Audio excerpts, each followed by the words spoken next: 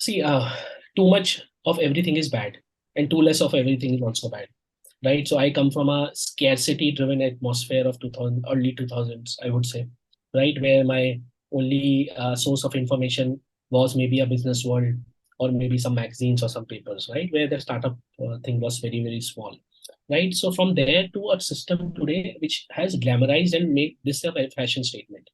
Now, what is happening is that people are starting companies for very wrong reasons.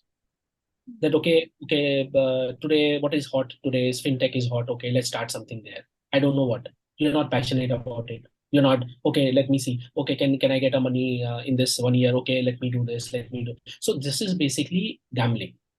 You go to a casino.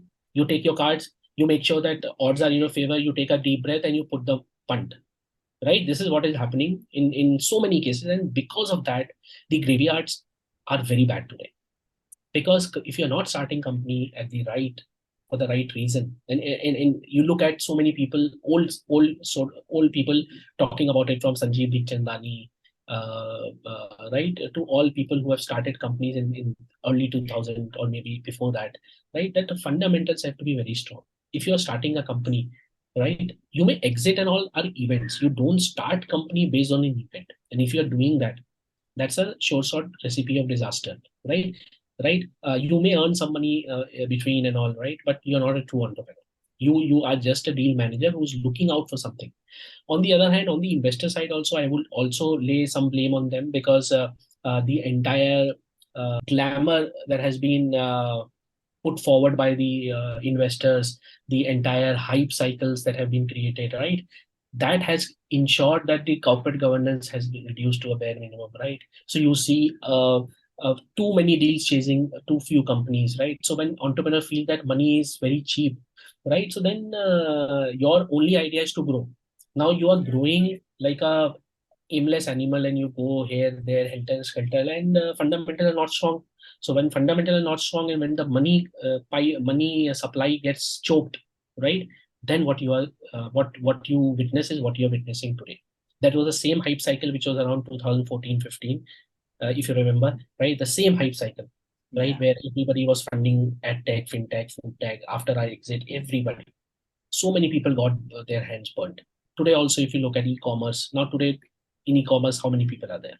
So it's important to understand the fundamental difference between the investor motivation to fund a company and a startup founders.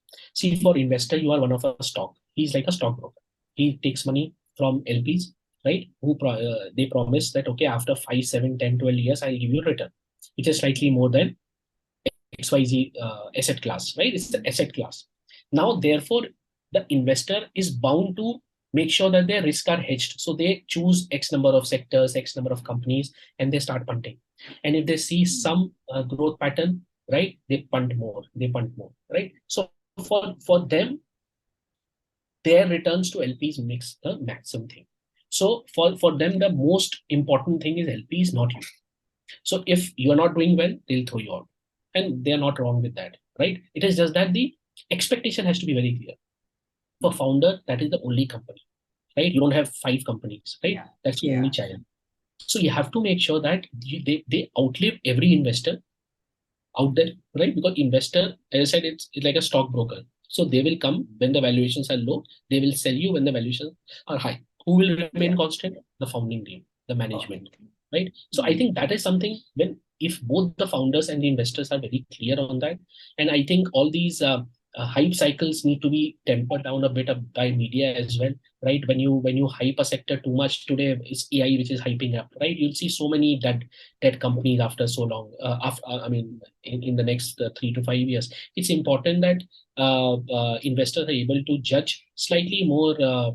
With a slightly more, I would say, piercing eyes, and also tell the founders that what are the top things which are non-negotiable. Hopefully, after this era of where you are seeing a lot of corporate governance skeletons coming tumbling out from the closet, I think hopefully a sense will prevail. But yeah, from that era where you hardly had funds to now, you see things have changed a lot. But I think I would take a slightly bird's eye view and tell you that industries are created in these things, right? So if you look at the startup ecosystem of ours, right, the first major exit which came was Flipkart to Walmart, right? And recently you've seen Yeah. the Yeah. markets get matured after that. If you look at US, it took so much time. If you look at China, China is 15 years ahead of us, right? So this was bound to happen.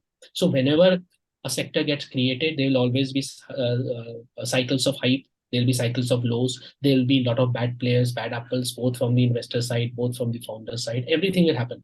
But as a whole, are we marching forward? Is my global maxima is moving forward or not? That is very important. Are we learning from this thing or not? Are we becoming much better people than today? Right, that is important. If we are going in the right direction, it is going. I feel we are going in the right direction, but I think a lot of transparency and people need to be more upfront about what they talk. There's too much sugar coatedness in the industry today.